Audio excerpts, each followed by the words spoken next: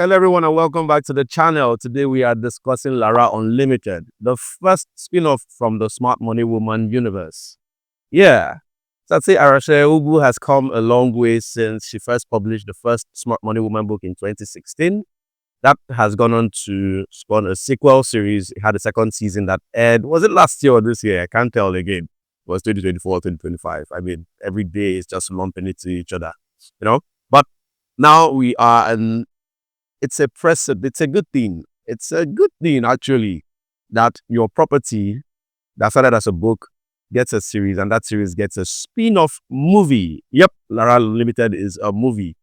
And yeah, so it's a good thing for 𝐼𝐚𝐲, who serves as executive producer once more. Now, we are here to judge if Lara Unlimited is a worthy spin-off, a worthy story generally. And with spin-offs, you have to adjudge spin-offs as their own entity, but also you can't ignore that this property or this character we've come to follow on this journey is spun out of something. So you also will compare them against what they're coming from, and that's what we're here to do.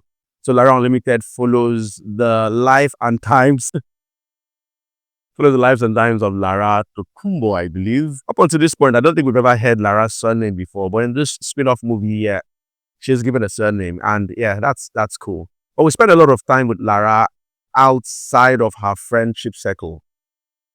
In Lara Unlimited, it's her office drama, and it has a lot. Now, we already had a glimpse of what goes on in her corporate life. Lara is an oil and gas executive, so she's a powerhouse. I think we spent some time with her when she was out of a job and had to get a new job, and had to prove her worth. She's this badass language, but you know what I mean. Lara is a no-nonsense person, a go-getter, and in Lara Unlimited, all these things are brought to the forefront. She starts the spin-off movie returning from a trip from Dubai and comes back with a little more than souvenir from that city. He comes back with a boy lover. Yeah, this guy played by 𝐼𝐚𝐲. Yeah, whatever that's supposed to be.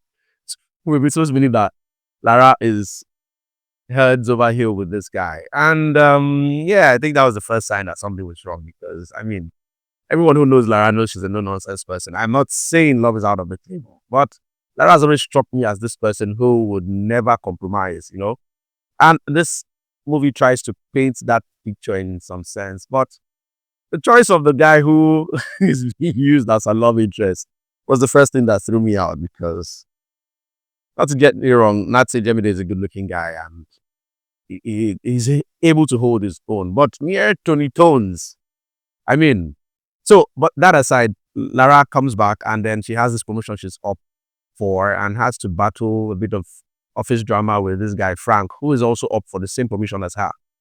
Lara lets us know that she's more than qualified for this promotion, having secured over $20 million for the company in the last year, whereas Frank, zero. And then, yeah, as you'd expect, Frank gets the job. And this plays into one of the very, very most chaotic scenes in this movie, where Lara stands up and is telling the board of director, made up of just two people, yeah, spelling out her worth. And I mean, I could get behind Lara in this scene, because what do you mean that Lara should wait for her turn because Frank has school fees and a family to cater for? What does that? It's an insult. And I stand with Lara, because if I'm earning you a lot of money, I need to be paid my worth. And Lara lets this known to them. And yeah, the bulk of the film is Lara just navigating office drama. And then we have a subplot about militancy of some sort, a community where Oasis Oil, which is Lara's company, is supposed to be helping out, where they drill their oil from. That community, I think their leader died, and then the new wave of youth, I think it's a take on, we know we agree the new slogans of youth and wanting to change things for the old regime, you mess with the wrong generation, that sort of thing. And this guy, played by 𝐒𝐭𝐴, is supposed to be the new face of this movement. And Lara is caught in between, some people, for Frank and his cohort, stealing office money. Yeah. And Lara is caught in between all of this office drama, and honestly, for the most part, it was boring. Yeah. The movie is about I don't think it's up to an hour, 30 minutes, an hour, 13 minutes or thereabout. And about 8 minutes, 10 minutes into it, I was already bored. I was wondering what is happening. Lara Unlimited doesn't exactly share a lot of the DNA of its original show. That upbeat nature that is made possible by that clique of friends who bring their different dramas, Zuri's boy problem, office problem as well, Lara's bit of office problem and life problem. And Adeswa here, Tammy there, and Ladu. And that's that bits and pieces that forms that whole is what makes the Smart Money Woman unique. And so while Lara Unlimited tries its own best to infuse a bit of financial tip here and there, and mostly life mentorship tips, which to help us have that feel of the original series, it still is missing the mark. Yes, it is. It was excruciating to watch, I won't lie. A lot of the things are not packing. A lot of the message is there. The message it tries to pass is there in between. But the delivery, a lot of times, feels off. I will lie. It was an excruciating watch. Now, this film was shot on the Samsung S25 Ultra. And way before it came out, we've been seeing this talk over and over again. In fact, one of the things that piqued my interest, alongside the fact that Lara was getting her own spin-off, 𝐒𝐭𝐤𝐴 was always talking about, shot entirely on Samsung S25 Ultra. So it was a thing. And from the very get-go, from the start, you feel it.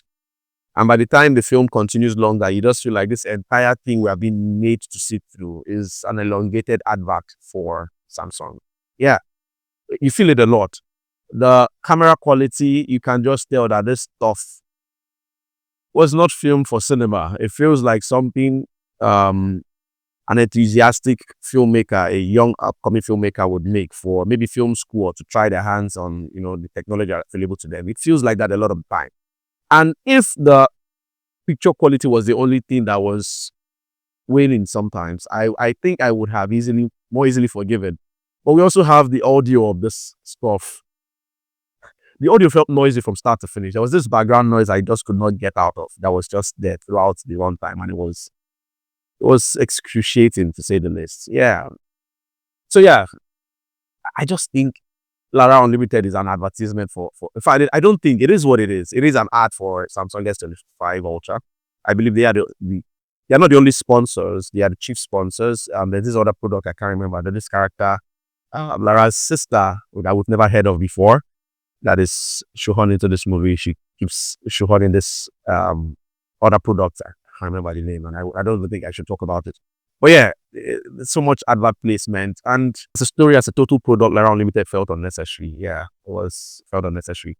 The end just couldn't justify its existence. Lara goes on this whole journey there's nothing different about Lara here. In fact, I dare say that this story sort of degrades Lara in my eyes and in the eyes of the viewers, because Tony Tones feels like she's struggling for her life. I don't know whether it's because of the change of camera, but she feels like she's struggling for her life. Her delivery just felt off. I'm not going to talk about a lot of the other cast members. Everything felt very performative. All the actors felt stiff and performative. It wasn't giving that natural feel that is one of the things I like about the Smart Money Woman. It was missing, and this includes Tony Toes, who usually is a powerhouse as Lara, and yeah, the product felt unnecessary. And my time was, I think I tried to watch this 2 or 3 times if I could finally get through it. And by the time I got to the end, I was like, never again. That was how I felt. And yeah, if you were so much a fan of Lara, you might be able to enjoy this. If you are someone who cares for life lessons, mentorship lessons, and don't exactly care for how it is delivered, yes, you would enjoy Lara Unlimited, because there are useful lessons in there. If you are someone who is a sucker for film and its medium as a form of delivering message without throwing you out, you don't want to feel like you're sitting and listening to your pastor preach, yeah, you wouldn't like Lara Unlimited. Honestly, you would not.